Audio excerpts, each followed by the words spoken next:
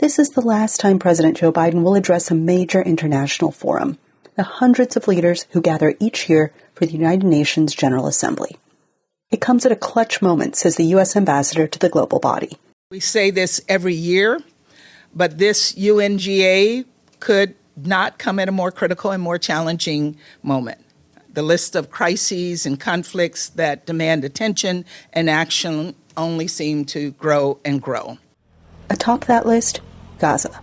Here, the U.S. position is not in line with the rest of the Assembly, which last week overwhelmingly passed a resolution demanding that Israel end its occupation of Palestinian territory within the next 12 months. The United States was among the 14 no votes, which Thomas Greenfield said was in line with Washington's opposition to unilateral measures that undermine the prospect of a two-state solution.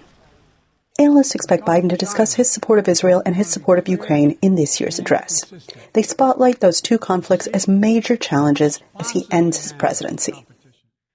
With the Middle East, this looks like, how do you keep the lid on this and hope the conflict doesn't spiral out of control into a regional war? And, I think there's anybody's best guess about what's going to happen there. One thing is painfully clear. As the conflict nears the one-year mark, nearly 100 hostages are thought to remain in Hamas custody. The White House says bringing them home is their top priority and the key pillar of a deal to halt the fighting between Israel and the militant group. Kessler said many leaders will give Biden a warm welcome during his valedictory speech, as he has used his term to rebuild alliances and reestablish global norms. There is a lot of affection for him out there in most nations. Of course, there's a few where there is not.